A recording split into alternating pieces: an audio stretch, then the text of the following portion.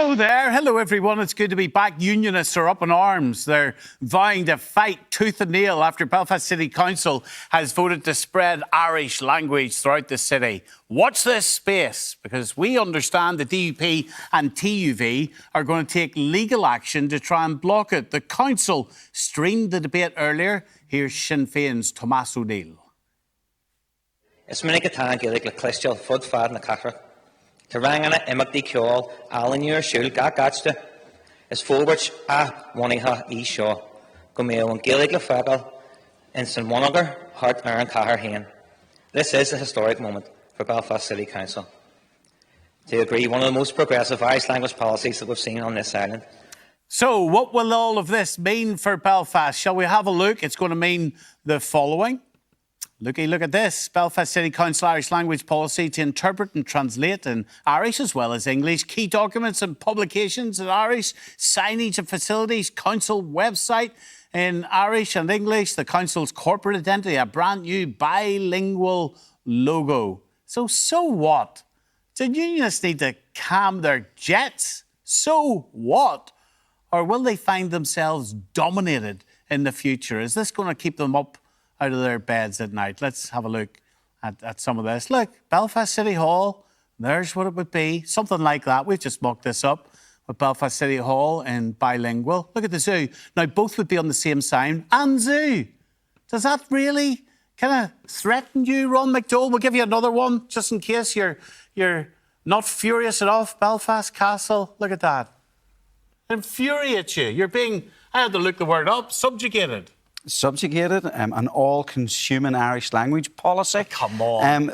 Wise up, like. What is wrong with that? The portrayal that unionists, as in unionist politicians, are the one that's making an issue out of this is wholeheartedly wrong.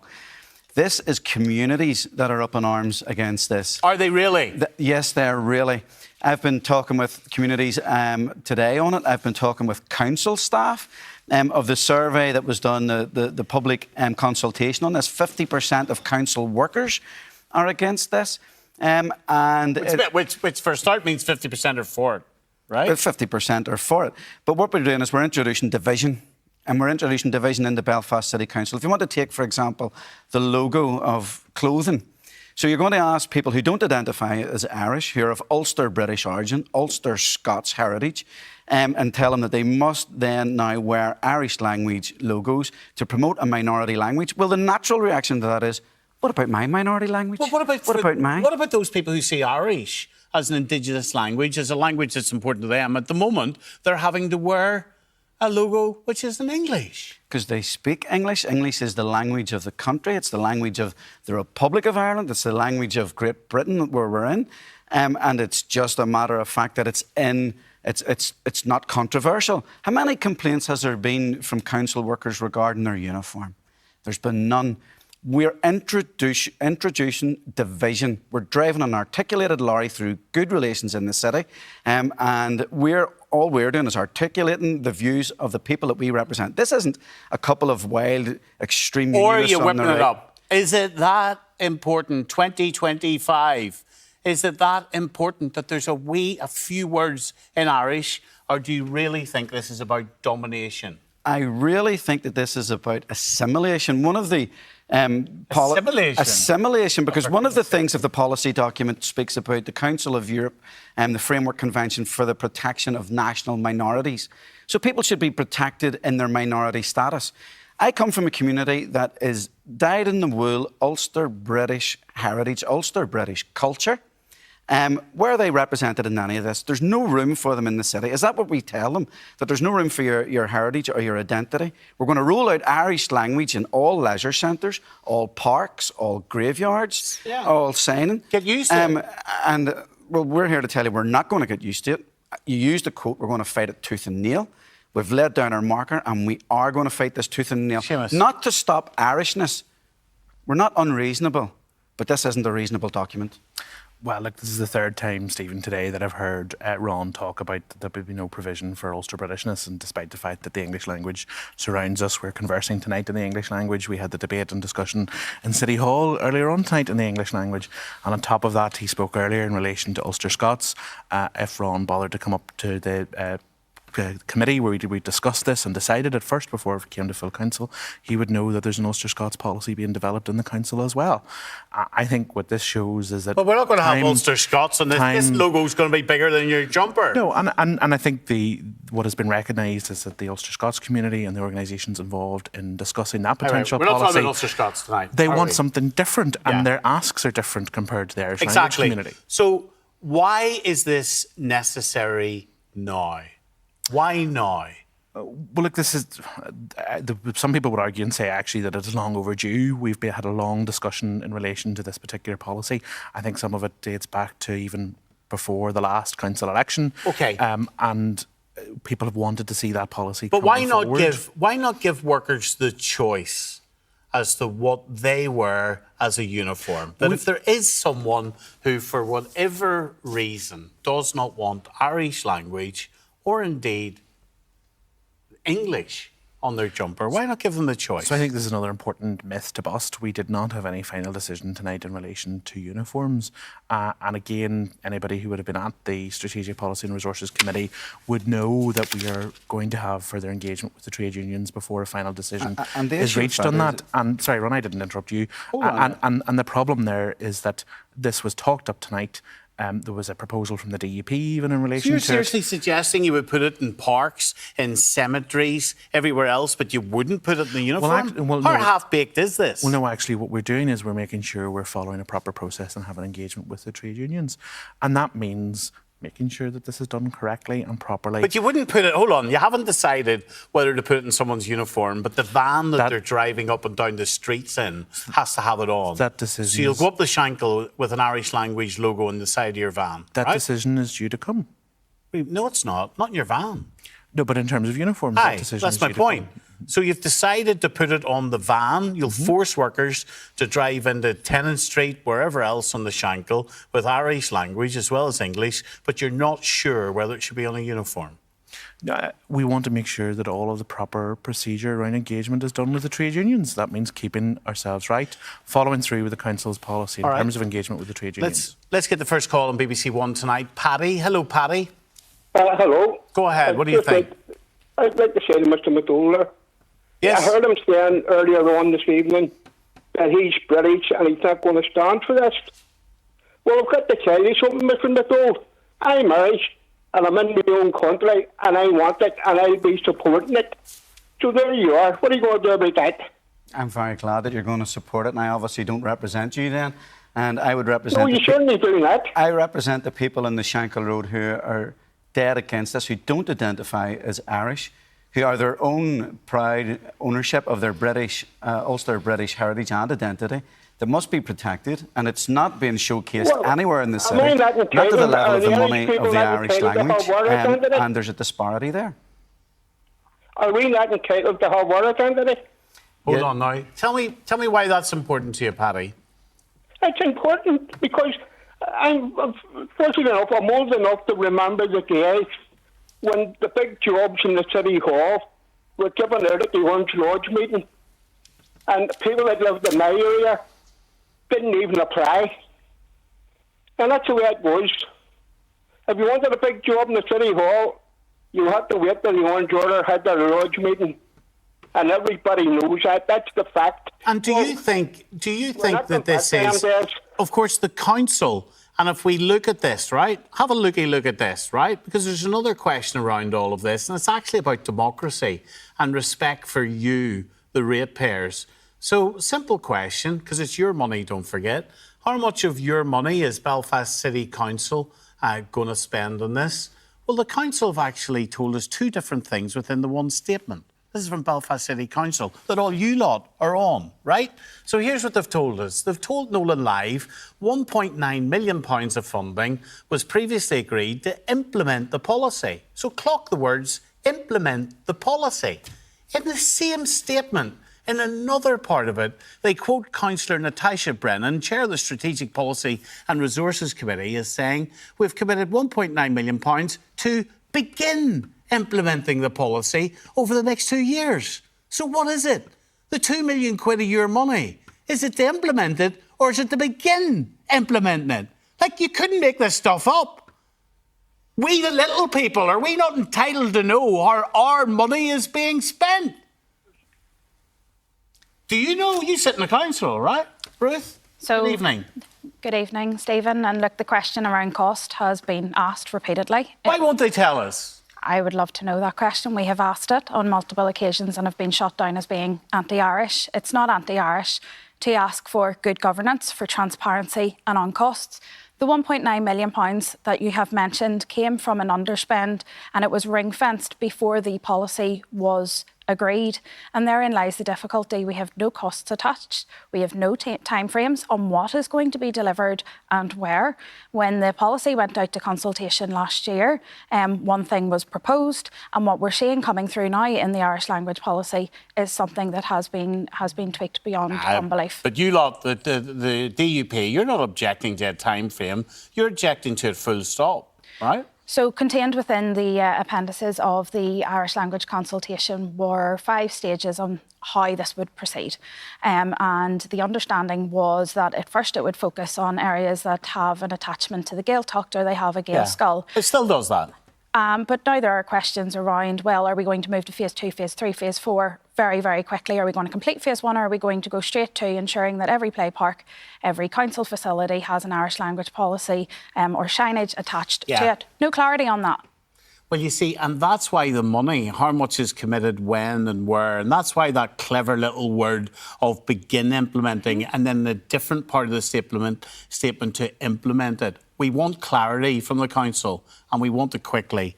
Emmett, where do you stand on this? I mean, we think it's a very positive development for Belfast. The rights of Irish speakers in the city have long been overlooked by the council, and we feel that this is a proportionate way to meet the demand that they have for access to services from the council. And we think that it's been really quite a good day for Belfast. And I think what you've heard has been quite a lot of negativity from some of the unionists, which is disappointing because, as we know, unionism has a proud history of helping the Irish language. The Presbyterians saved it nearly from collapse at a point. So it's a shame that they don't see that Irish is something that belongs to all of us in this city and have chosen instead to focus on kind of cost and process. So that's an assumption. In a way to Unionism avoid... doesn't value the Irish language. The Irish language is a valued heritage and cultural item.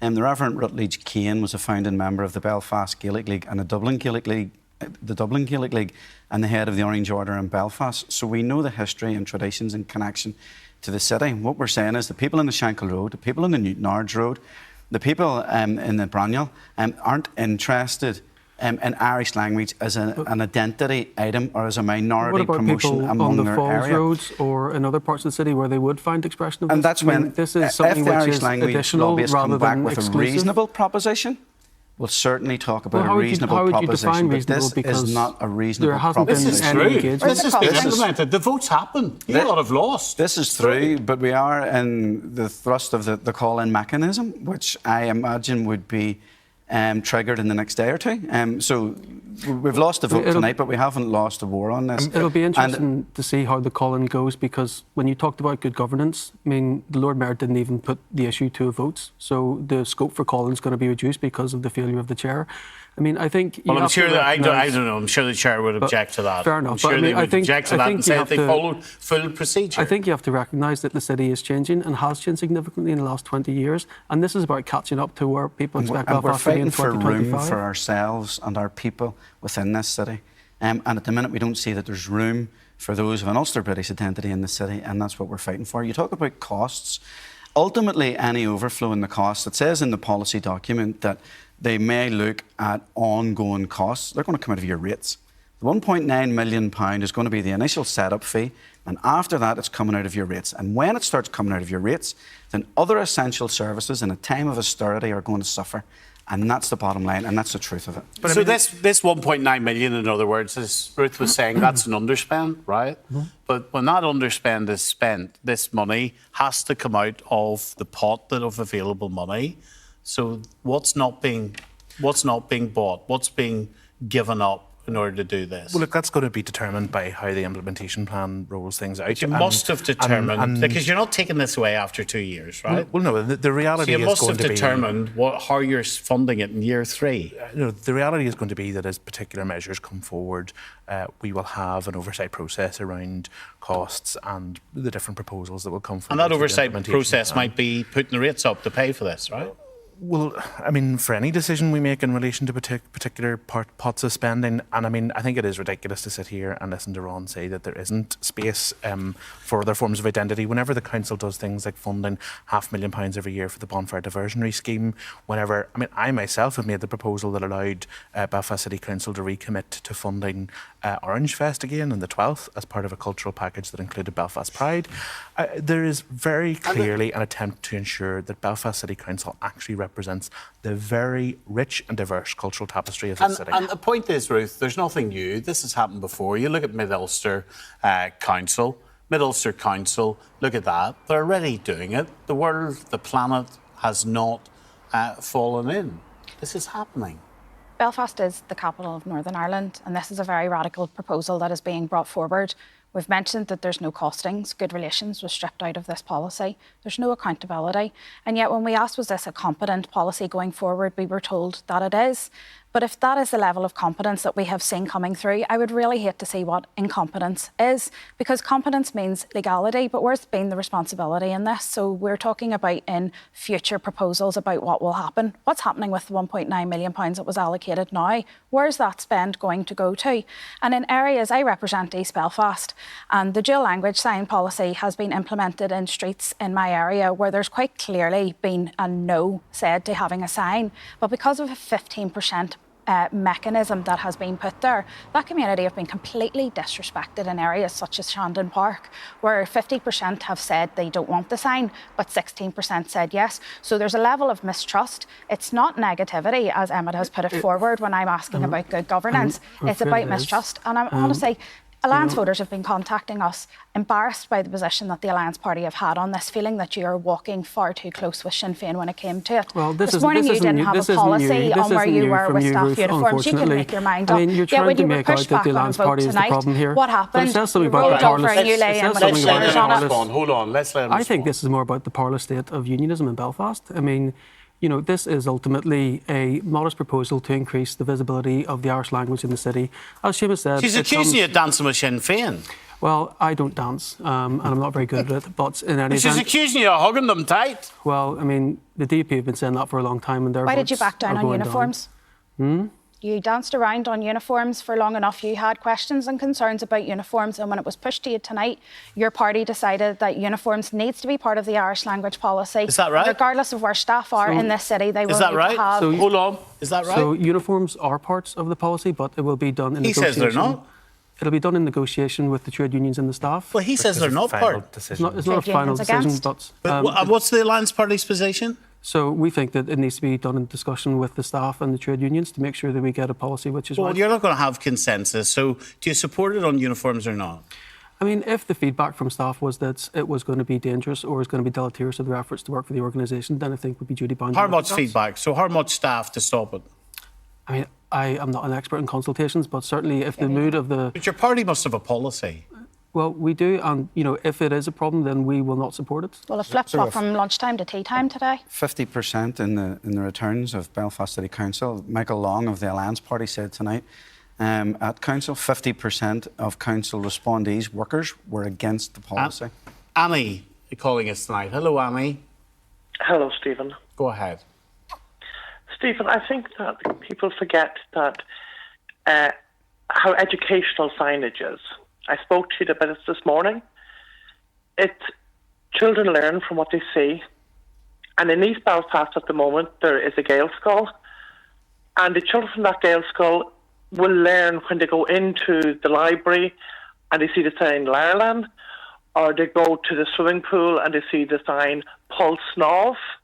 They see the sign what? There's no Paul Snov, swimming pool. Paul Slov. Snov. Paul Snov. Snov. Snov. The Irish for swim. Paul Snov. Well, there you go. I know that now. What's wrong with that?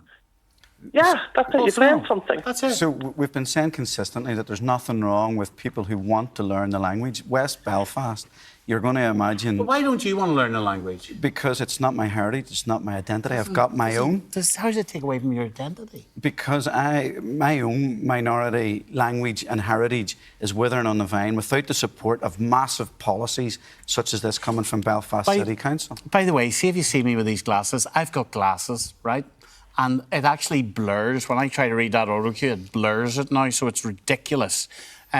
Peter. I'm kind of glad that the glasses don't work for you, Stephen, because I get too many people, trolls on Twitter, saying that we look alike. So there might be a bit too much of a problem if we're both wearing glasses. What do you think? Today? Some of the Twitter trolls call me woke Nolan, so I don't know what that says. But I think I'm going to sue them for that. And then Wishful thinking. They're completely blurred. Can't see a word of it. Peter in South Belfast. Hello, Peter. Hello, Stephen. Just like to speak to your guy Ron there. Long? You know, he keeps calling the road Shankill Road. Do you know what Shankill means? It's Irish, I know that, yes. For Old Funny Church. that, isn't it? But I've said consistently from the start of the conversation that I know that Belfast has a rich Irish language and Irish cultural heritage. I'm saying, but it's also an old Ulster Scots town with strong Ulster British connections. And there's nothing that represents us in new policies costing millions of pounds coming out of Belfast City Council. And I feel that I'm representing a people who believe that Belfast City Council is leaving them behind. So at one point in the 5th century, it was part of Ireland. Listen, we're not playing millionaire here or whatever, are we? Do you object to this or do you support it? Every part of... I support it. Right. Tell me why. Equality. What? Tell me Equality. why. Tell me why. Equality. Equality, sorry. Okay. Listen, thank you. Brendan has been out and about in Belfast City Centre finding out what people thought of the new language policy.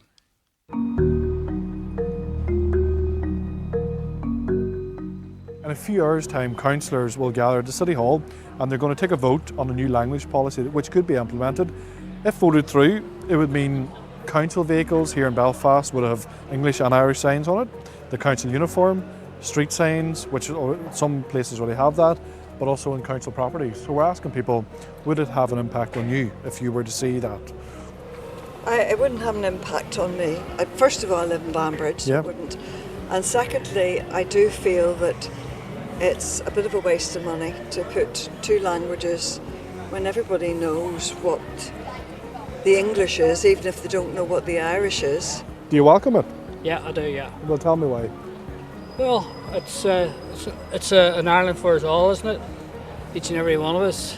And the City Hall is full of British names, British military guys from way back. I think it's a shared country for everybody.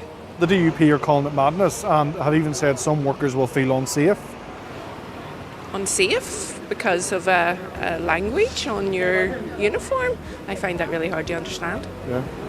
No. So you welcome it? Do you speak Irish yourself? No. Don't. I agree. I think it's a good idea. Yeah. And to feel threatened by a language, it's the unionists as usual doing their thing. There's a lot of people don't want it, which is it's their choice.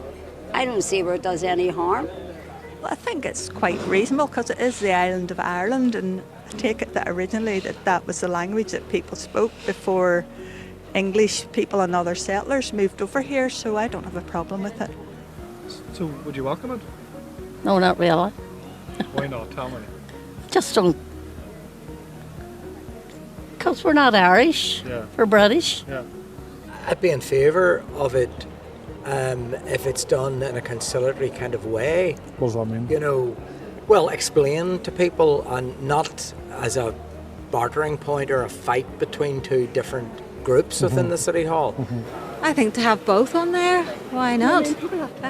No matter who they are. Yeah. Do you speak Irish yourself? No. No. We've already done that in Lurgan. Yeah. Some of our streets are Irish and English, so it wouldn't be make any difference to us. Yeah. You know. Some people, when they hear Irish, they think, well, I'm British, I can't... No, I'm British and Irish. Yeah, I can have both passports. So yeah. I wouldn't have an objection to it because it's the word now is changing. I don't think it matters. Well, like obviously it does matter spreading the Irish language. It's always good. I know people have their thoughts about it, but what's the harm? It's just a few extra letters. Not interested in it at all. It'll not make any difference to the bins getting collected. Yeah. Right, we're live on BBC One tonight. Here's the number coming up on your screen, 03030 80 55 55. It'll be coming up in a wee second or two. 03030 80 55 55. There it is now. And we want you to call us this evening. That's why we're live on BBC One. Gary next. Hello, Gary. Good evening, Stephen. Go ahead. Oh, by the way, the Loyalist activist Jimmy Bryson is here, the former Sinn Féin MP, Francie Malloy. Hello, Francie. Stephen, how are you? Hello, Jimmy. Hello, Steve. Love the glasses. Love the glasses. Thank you very much. Go ahead, Gary. Well, I want to take it in a different direction for a moment, if I can. I mean, in my opinion, every party in the City Hall should be ashamed of themselves by ignoring what's going on around them when they walk out of those meetings. £2 million plus to spend, Stephen, and the problem we have in this city, and we have no drug rehabilitation unit. I mean, young people in this city... What price, mate? You could say that about anything. What price do you put in equality? What price do you put in people thinking what price do you at put last an Indigenous language is being recognised in this country? That's okay. Yes, and I listen, down the line, I have no problem with that there. What I have a problem with is, as I say, with no drug rehabilitation unit. If you remember, there was a girl in your show last year begging for help for her daughter because she was getting let out of a unit. So she was, and she had to put her out because they were saying she had no room. Now, I mean, leave the politics aside. Just set it aside for a minute and think. You have people from every community. That town, our city centre at the minute, it's equivalent of somewhere under one of those bridges in Los Angeles. You know, you're looking up Bridge Street and you turn right into the cathedral. I get it, but I get it. Are enjoying themselves. I hear you, but you can can offset... 100 yards, Stephen, but I need this 100 yards across the road, and you go up Rosemary Street, and it would break... We're not giving a tour of the city. We're not doing it. I get your point. But you cannot put a price, can you, on recognising people's rights for what they believe is their language. You can't do that in this country, can you? Well, let me put this to you. See, if your heating's broke... Oh, for goodness sake. If your heating's broke and you're coming into winter, you don't spend £2,000 on garden furniture. You fix the heating.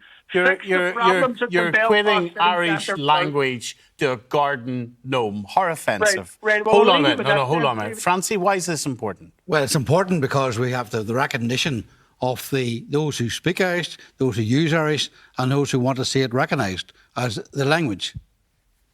Do you have that anyway? Well, I mean, why do you need a policy? Why do you need it imposed? Let me put it to you like this. Here's nationalism's case very simply. Nationalism say Irish language is a basic human right to be able to have that. Do you agree with that presumption? Yeah. Yes. You would also agree then that human rights apply to everybody, wouldn't you?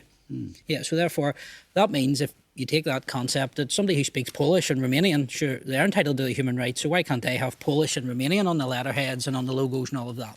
Why can't that happen? Well, I think when you it's look not the Indigenous language, is it? Bottom line. It's different completely. And the thing about it is, it's been used in other councils and not a Nationalist-dominated councils, Republican-dominated councils. Not necessarily Republican-dominated, but nationalist councils, where there's a nationalist majority have actually pushed that through. Yes, and that's pushed it through, absolutely. Right. And the change of whenever the new councils were being set up, they actually brought in that policy to recognise Irish on the logos, on the merchandise, on various different things that the council were producing. Belfast City Council are imposing Irish language signage. If 85% of people in a street oppose it, nationalists want to have it imposed upon them. Now, my community's told we can't walk up Drumcree, we can't walk up the Crumlin Road, we can't have band parades if some nationalists 200 yards away object, but yet we're told that we can have the imposition of Irish language. But what you have to do is accommodation. And Accommodation, Francie? Yes, we need accommodation. When are you accommodating the unionist people to walk down Drumclea, walk the Crumlin Road? When are you accommodating that? They can walk all around Portadown. But they can't walk that road, right? They want to walk up Gavahi Road through the main nationalist thoroughfare. And you just want to impose Irish language signage in unionist areas. You just want to impose Irish language signage in the heart of Loyalist East Belfast. Where people actually want that within it, and where 85% of people in some of these streets don't want Irish language signage, and you want to impose it. In many, with 15%. Hold on, if 15% of people want to walk up the Garvaki Road, do you think that they should be allowed to do so? Yes or no? No. Sorry, you've just defeated your own argument. What we're talking about here is a language. Yes, imposed 365 days a year. Hold on, which is a traditional language of the Irish nation, and it's about using it in every day and on merchandise, on various different things within the council. People are actually worrying about the logos on the sides of vans and the sides of council equipment. It hasn't affected any way whatsoever. So should unionist-dominated councils then decide to put "God Save the King" on logos and uniforms? Should you have an issue with that? Well, we have to be realistic on the lines of what actually is acceptable. But why not? But what would the logic be against God Save the King going up the falls in the Twinbrook? Why not? Well, I'm quite certain it goes up the falls on many occasions on people's vans and various different things that they might want it. Oh, well, yeah, I'm quite certain. But will you come with me if I drive up the falls with God Save the King and a Union flag flying? I'm sure that's it. It's kind of, there's so much money. And it's not going to, by the way, this policy is not going to take effect anyway. So well, why do you say that? Well, you say that with a degree of confidence. I do, yes. Yes, you're going to start talking to me about call-ins I'll just make it very all simple. Of this stuff. The DUP is going to call it in, which means the decision now can't take effect. And that call-in is a valid call-in. So at the end of it, Nationalists will need 80% of Belfast City Council in order to sustain the decision. The Unionists have the percentage to block that.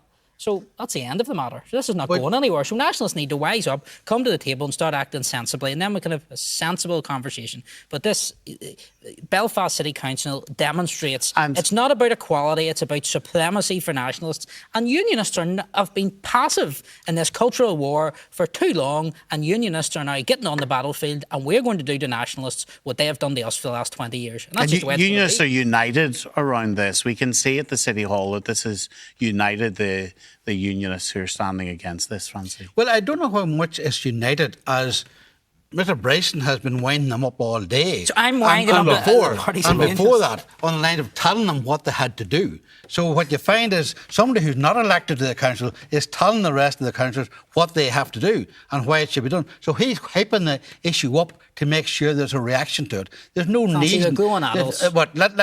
There's no reason for a reaction to it. The Irish language threatens no one. Are you saying I am pulling the strings of mainstream adult elected representatives? Are you serious? Well, it seems to be that way. And what we actually have is, we need a recognition of the right of people to have the Irish language identified.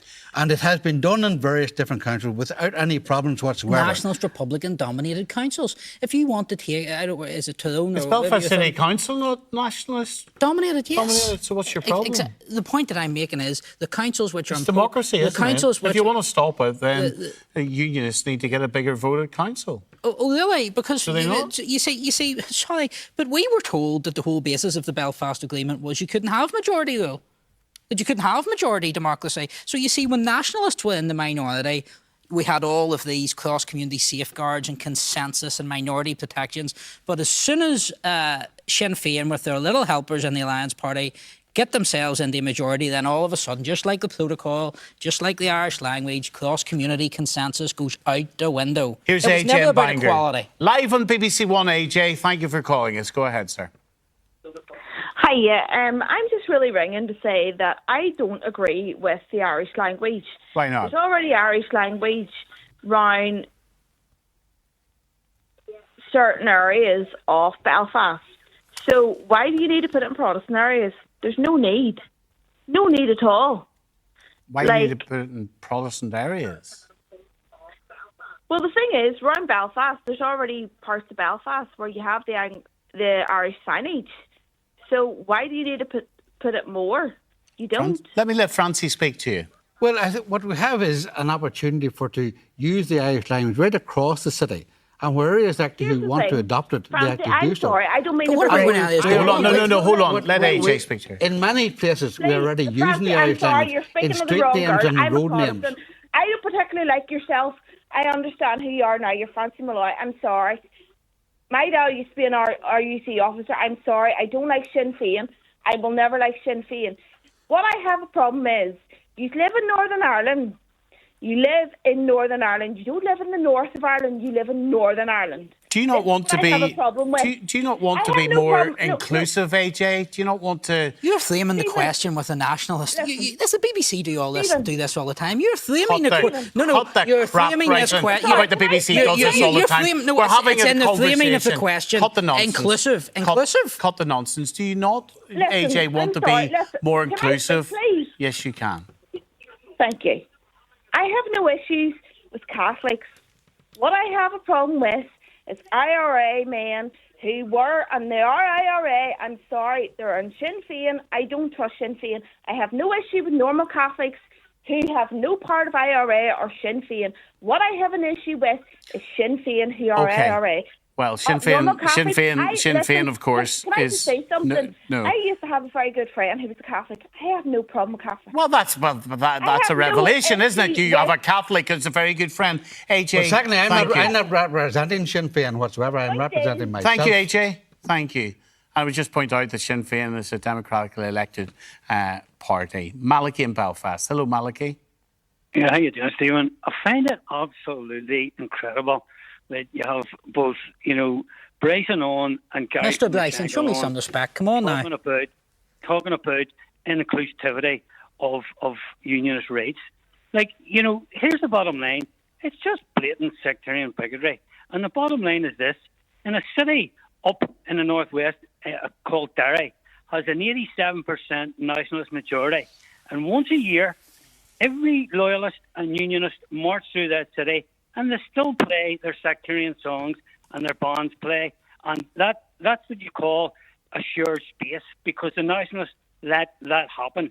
And yet here we have Belfast, a few Irish language signs up, and these boys are talking about... But it's not, it would be a misrepresentation to suggest that this is anything like a few Irish language signs. This is Irish language in staged processes being rolled out across the city. And many people like Francie and yourself presumably would say, yeah, so what? That's okay. So what? Well, then answer me that. Answer me this. The 12th of July has long passed. Maybe one of your panellists could tell me why there's still Union flags and buttons flying all around Northern Ireland. I'll tell you what, see if nationalists still want to keep imposing Irish language in unionist communities, there should be 10 times more flags put up 365 days a year until nationalists learn. Here's what's going to happen. Unionism are going to do to nationalism what nationalism have done to us for the last 25 years. We're getting involved in the cultural war. So here's the way it's going to be. We're either all going to come to the table... Hold on, Malachy. No, hold on. We're all going to... Malachy, just give me a minute. Malachy, hold on. Here's the way it's going to be. We're either all going to come to the table, we're all going to respect each other, and we're all going to treat each other's culture with respect, and everybody's going to have that opportunity, or else we're going to continue with the cultural war. But I'll tell you what we're not having anymore. Nationalism running all over the top of unionists, and unionists being passive victims in a cultural war. It's simply not happening. So if nationalists want to come to the table and act sensibly, no problem, but you're not having it all your own way. Well, that's the law according to Bryson. I know, and that you're laying down the law. It's the same as what I said earlier, that you imposed on Belfast City Council the only... I imposed? You imposed that they would follow your lead today. Fancy, come on now. And you're hyping it up. Fancy, come on. Why hype it up? Why can unionists not come to terms unionists with the reality of the situation? He does have a point. You can't say what unionists are going to do. You don't have a mandate. Okay, well, let me make the point. Right? You don't. The unionist politicians and the unionist leaders will decide what to do. Are they calling this in? They calling this in? I understand they are. There you go. Can I come back on? Unionism is united. That's only a delaying tactic. Well, this is going to go through eventually. No. So this is only a delaying tactic. You need 80% to sustain it. Which is going to cost more money. It might be for this term of the council, but it will continue. And when there's a bigger majority, then that will likely change. So we are only delaying tactic. Why not just accept what's happening? Walk with it. You get whatever you want, and unionists just accept it. Hold on, now, one at a time. I'm saying walk with it. and work together to actually doing it. Not to actually, it's the same way in our own country. I have no interest in working with Sinn Féin and nationalism so we'll work together to sit down and agree how we should impose a policy that you want. No, I don't think so. We're going to work together and respect each other, and unionism are going to have a seat at the table and are going to have an equal slice of the pie. Or there's not going to be a pie. That's just the way it's going to be going forward. How do you know there's not going to be a pie? But Stephen, unionism has had enough. And you look, and you don't speak on behalf of unionism. I absolutely do not. But I'm offering my analysis as somebody from the unionist community. And you look what Gavin Robinson said a number of weeks ago, what Emma Little Pengelly said around Irish language, and what Gavin Robinson said about how the DUP are going to toughen up. So the DUP, the TUV, the UUP, the Orange Order, the PUP, we're all on the same page in this. So this is not me. And you have consulted with them, have you? Well, I'll tell you this. I'm bringing the Irish language case in Belfast City Council, and I have written letters from the leaders of every unionist party and the Orange Order saying they emphatically support that case and they support my position on Irish language. You have written letters from the DUP, UUP, I have written letters from, and the Orange Order. I have written letters from Gavin Robinson of the DUP, Jim Allister of the TUV, Billy Hutchison representing the PUP, Tom Elliott, who's the chairman of the UUP, and Mervyn Gibson on behalf of the Grand Orange Lodge of Ireland. Now, you can diminish Bryson's status in Northern Ireland as the right to do something like this. But if he has the support of all of those democratically elected leaders, first of all, that's, to be honest, why he's here, right? And if he has that status, why is nationalism not bringing those, not him, but those political leaders, trying to bring them with them, trying to get them to understand? I think we have to do that. You haven't, have you? But it has been a vote within Belfast City Council. Democratically elected councillors have decided the way forward. So you believe in majority vote now? Yes. You believe in... Yes. When did that change? Post-98? But whenever you got the change in the council, we brought in the Hunt for that to give everyone a say within the role. I know you're not representing Sinn Féin, but as a nationalist Republican, you now believe in majority rule. What I'm saying is within the council, you actually have a process within it. It's laid down what the process should be. Let's just stick to the concept. You believe in majority rule now as a nationalist Republican? We have a coalition. And that's what you have to have within the assembly. You have a coalition of people working together. Rule, and yes why should we like to do it? I believe majority rule now. We can go back to majority rule. It doesn't make any difference because all of this is changing within it. And what you find is people just delay the tactic. What you're delaying, and the delaying tactic is going to cost the ratepayers more money. The damage to signs in Mid-Ulster and to other places where people are damaged. In places are not wanted then. But they're damaged. You're saying there should be damage then. I'm not saying that, but I'm saying you know, wake up and smell the coffee. That damage is costing the ratepayers of Mid-Ulster. So stop imposing them. What do you think the fear is here? The fear of what? No, unionism has simply had enough. We have had enough. But you're trying to whip it up. That unionism had enough. Every unionist party that was here tonight agreed with the same. Not agreed with me. We all share the same views. This is not about my views with which every unionist party agrees. We as unionists collectively agree. We all share the same views. So what is the future? These are not. What is the future? The future is that we live in a Northern Ireland where unionists receive equal respect to nationalists, and that's not what's happening. Our culture and identity and tradition has been targeted for 25 years, and we have had enough. And every week there's something, more Irish language, more nationalist identity. They want more equality. And more. Equality means that people are entitled to the same. Where does this? Equality is the issue. So equality should. Where does this end? Equality for the Polish people. Should they have their language? In proportion, yeah. You don't get it. There's more people speak. So if you're saying the Polish people should have their language in proportion, there's more people speak Polish and Irish. How do you know? Well, go and look at the statistics, Fancy. But the number of people who speak, and I don't speak Irish. I'm not a fluent Irish speaker. Just to be clear on. No, am I? You'll be surprised, I know. Well, and I'm not really surprised. Like otherwise, I should have addressed you as Seamus or Hamish or something like that. No, we'll just stick to Jimmy. But look, if we start looking at Northern Ireland and clearly the makeup of Belfast City Council, you've got to accept this democratic, right? Is part of your fear that where does this end? Is that what you're saying? My point is that for 3 decades, unionists were denied the democratic right to govern because you can't have majority rule. The Belfast Agreement, we were told, was all about protecting minorities. And all of a sudden, as soon as nationalists, along with their little helpers in Alliance, can get them. Can Alliance get, would well, they object can deny it all they want. They're little helpers. Look at their voting record. But in any event, The once they DUP have were the largest party at the Assembly before the last election. And there's protections in the Assembly, i.e., look at the Les Kimmins case, to stop people going on solo runs. But there's not those protections, well, there is with a call-in mechanism in local councils. So nationalists can't have it both ways. They can't preach for 20 years about consensus and minority protections and how bad majority rule is, and then say, oh, no, but now that we've a majority, never worry But about the DUP unionists. negotiated away at St Andrews their ability to actually have the First Minister's job. They negotiated that away. The Assembly's not the issue. Unionism can block the Assembly. Well, Unionism can block every nationalist minister. There's no problem with that. If you think about it in Northern Ireland, right? So we ran the titles at the top of the show tonight, right? And obviously Nolan Live, that graphic in English. And there are some people who are forced to pay the licence fee, choose to pay the BBC licence fee. So if in the middle of the programme we ran this, would there be much of an objection from many decent people?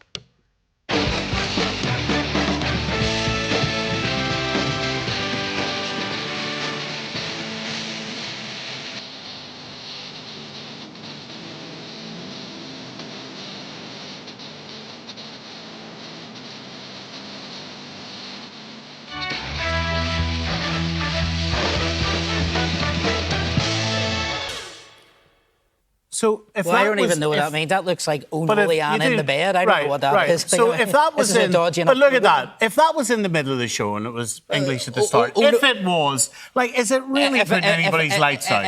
Is it really? For those people that see Irish language as their indigenous language. If it was Nolan in bed, I'm not sure. I know we're past a watershed, but I'm not sure what type of programme you're putting on here. The point is you're smiling at it. It's nonsense. It's utter nonsense. Why? So what are you even introducing this for? Why would the British Broadcasting Corporation be turning the Nolan show in the Irish? I'm not saying the BBC would do it as a policy. They absolutely shouldn't, and they shouldn't even think about it. I'm saying this. I'm saying that if in a world we had dual languages, we had these two languages, would it really put anybody's lights out? I just can't get over the Nolan in bed. But would it put anybody's lights out? What's going on? Well, look. I mean, if in the middle of it you played, let's see at the end. Let's change the tune and play the sash to recognise the contribution of the Orange tradition. So next week on the Nolan show, do the same clip and put the sash on the end of it. We'll all sing. Well, the Orange banners used to have Irish on them. So, there's no question that Irish... And some of them still like to have. But it was your party, your former party who said that every word spoken in Irish is a bullet in the battle of Irish freedom. That's your former party said that. You politicised the Irish language. You were the ones that decided to use it for a cultural war. And now you're getting a bit back. No, we spoke up for the Irish language. We ensured and trained and worked in a very voluntary way to make sure the Irish language was supported. And within the Assembly, we give the recognition to the Irish language to ensure that schools... And what do you want? Okay, and very briefly... Where does it end? Very briefly, you say that you are pushing ahead with this notion of the call-in. When is it your understanding? I would be surprised if it's not in by lunchtime tomorrow. In where? How's that work? It's what's lodged to the council, the chief executive. It requires 9 signatures. Signatures are already, it's already signed. As I understand it, the parties will probably be top and tailing what to put in it. And it'll be in tomorrow by lunchtime, and the decision will be stayed, pending the outcome of that. And if the officials in the council start mucking about in terms of how they use that process, then there will be a judicial review. There's already an applicant, which is not me, by the way. Okay. All right. So they will be judicially reviewed. Okay. Jimmy, thank you very much. Francie, thank you for coming in. Thank you very much. And what will be the benefit of that? No, we're done. Thank you. Now, next, 12-year-old Alfie suffers from a rare genetic condition called Duchenne muscular dystrophy. The disease affects the muscles and could have an impact on Alfie's ability to walk in the future. There's a drug available to some children in England which delays the disease, except it hasn't been available here. Earlier this year, Alfie joined me in the Nolan Live studio with his dad. He is such a towering, he's a powerful voice, and he used it to fight for access to the drug, which could mean he can walk for longer. You need to try your hardest. Just try that little bit more. Try as hard as you can. Because if you don't get it, everyone will weaken. Because every day that I don't get, every day you don't make a decision, I'm getting weaker. What is happening to you every day you don't get the drug? Do you know? Yeah, my muscles get weaker. And they will get weaker eventually. I can't stay the same forever. And I know that, so that's the thing that's annoying. I'm doing good at the minute, but I'm just scared. If I don't get it, I'll get weaker. Scared of what? I just don't want to go in a wheelchair.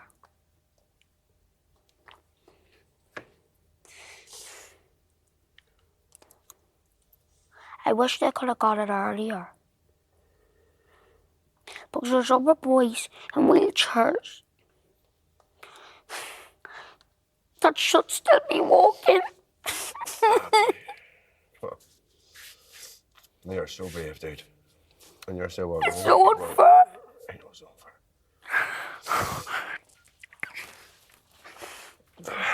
My best friend's in a wheelchair. And I just wish he could be better. I wish they could have just tried that a little bit harder. And I don't want that to happen to other boys. That was the last series of Nolan Live. That wee boy has kept fighting and he's going to get the medication. We revealed this in the Nolan radio show today, and Alfie came into the studio with his dad, Jimmy. Here, good to see you. All right? Yeah. I believe you've got good news for me. Yeah, What's the good news? we got the drug we tried to get. Isn't that fantastic? Yeah, And how long have you been fighting for it? a few months. A long time, Jimmy. Longer than that, this fight's been going on, right? I think it was around January when we came to see you, when there was floods of tears on the show, on the set, and things were pretty hopeless. It felt pretty hopeless then. But yeah, you know, Alfie was quite timid there. We should have napping the way up the road in the car because it's quite late. But yeah, we got the news that we were fighting for, and Javinistat is going to be available to the boys in Northern Ireland. Isn't that incredible? That is just brilliant. How are you feeling about it? Well, I'm the proudest father in the whole of in the whole country. What he did, and what is also his mother, Colleen, she put everything, the whole thing together, and Alfie's voice sold the deal. And I'm immensely proud as a father and as a husband of what this boy has been able to achieve. For the other kids, his bravery and his selflessness has changed the world for about 10 families in Northern Ireland, and it makes me immensely proud. Can you tell me about why you fought so hard for this drug, Alfie? Because there's so many other boys getting weaker, and it was really hard to watch, seeing all my friends lose their ability to walk while I was fine, while everyone else wasn't, and I don't understand that. Tell me why you don't understand it. It just doesn't make sense that I can do so good and other people can't. So I thought the other boys need to do good as well. Do you know how special you are? Like, you're brilliant. You really are. And tell me more about what this drug will do for you. It could help me walk for at least 3 years, so then I'd be walking when I'm 16. Big difference between now and 16, right? Yeah. And those years will be really, really important, obviously. It's just, it was his birthday less than a week ago. He's just turned 13. He's not a baby anymore, right? He's starting to become a man, and he should have all the abilities that he can have to enjoy his teenage years. You know, that's the most important period of his life. And the weight that he had on his shoulders as well of not getting this drug was frustrating him as well. And he did, when he heard the news, we happened to be at the Barcelona-Newcastle game. Right. And we heard the news and moved him to tears. So. Did you cry? Yeah. Tell me why. Because I was so happy that I was going to get it and other boys were going to get it. So happy. What would have happened if he didn't get it? If he didn't get it, every day that he doesn't get access to a drug that can prolong his life is a day that he's getting weaker, and it's a day that he's getting cheated by the trust. But I want to thank all the families, just in case we run out of time, all the families who helped, because it wasn't just our family, there was a lot of people in the background. And a lot of people don't like putting their sons through it, where they're fighting like tooth and nail and cats. And like these are good parents, but they don't want to put their son in front of a camera for whatever reason. But, you know, Alfie has the voice to do it. Alfie has known about his condition for a long time. And the way he has tackled this here has just made me so proud. And it sort of forgives all his wee discretions during the week when he can pull something like this off. Because there's no bigger achievement, I don't think. I think he's just amazing. I think one of the questions also, Jamie, obviously people will have is, do you think you would have got this drug without doing what you did? And Alfie being front and centre, calling out the necessity, his right to have this? I genuinely don't think we would have got it. Because according to the Health Minister, not too many months ago, there was no capacity and there was no future for it. But the guys in the Belfast Trust, and they all put their wee heads together and they've made it work. They got the extra staff that we needed. It's a free drug, but it was always saying it's a staffing issue. So wherever they get this staff and have from the PTU department, I thank them as well. And he's going to have it in the next 2 weeks. I think all the boys in Northern Ireland will be treated in the next 2 weeks. They're all booked in for their muscle appointments. They're booked in for their... he's supposed to have it on Tuesday next week. He's going to have a muscle appointment, and then by Friday, if it signs off, he's going to be dosed with Juventus for the first time. And how quickly does it take effect? Do we know? It's like any other medication, it's going to take a while to get into your system. But the effects will be immediate, because once you're taking it, it's better than not taking it. So the sooner he can get it into the system, the better. And the best part about this is because we're getting in the early access program, even if NICE don't go and approve it, the boys who are going to get it in the early access program are going to get it for life. So because we're getting it on the early access program, he's going to get it for life, guaranteed, and the other boys in Northern Ireland. And that's just the cherry on the top, I think. So the next Tuesday is a big day for you? Yeah. Are you excited? Yeah, I'm really excited. Looking forward to more blood tests, I'm sure you are. What are your dreams over the next few years? What do you want to do in life over the next few years? I either want to be a footballer or I want to be a musician. As long as you promise me not to play for Newcastle, do you hear me? You're not going to make that promise, are you? No. Definitely not. And you want to do what else, sorry? Be a musician. What type of instrument? Or a guitar. Oh, brilliant. Have you started learning yet? Yeah. Have you? I got a new one for my birthday. For your 13th birthday? Yeah. Brilliant. Brilliant. Well, why don't you keep learning that guitar, and maybe we'll have you back in this programme to play something for us? Yeah. What about that? Would that be good? Yeah. All right, wee man. Well, look, I look forward to next Tuesday. Yeah. I'll be thinking about you. You're getting that drug for the first time.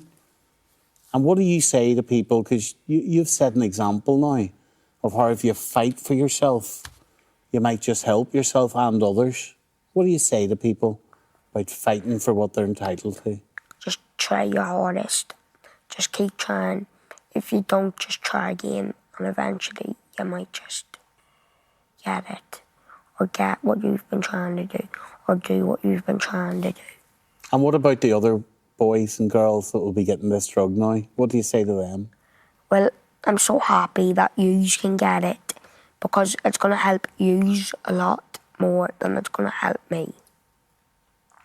If I didn't get it, I wouldn't care, as long as other boys got it. What about your friend Niall? He can't get it. Is there maybe a fight there for Niall to maybe get him access to it? Yeah. Could be our next fight. Yeah. All right. Hey, well done. Good to see you. Yeah. You going to promise to come back to me soon? Yeah. All right. Thank you. Thanks very much. No problem. Anytime, Stephen. Thank you. We'll follow that little boy story from the very beginning, and what a very, very special wee man. And it puts everything in perspective, doesn't it? We'll see you tomorrow morning for Nolan Radio and BBC Radio Ulster. We start at 9 o'clock. Sleep well. Night-night.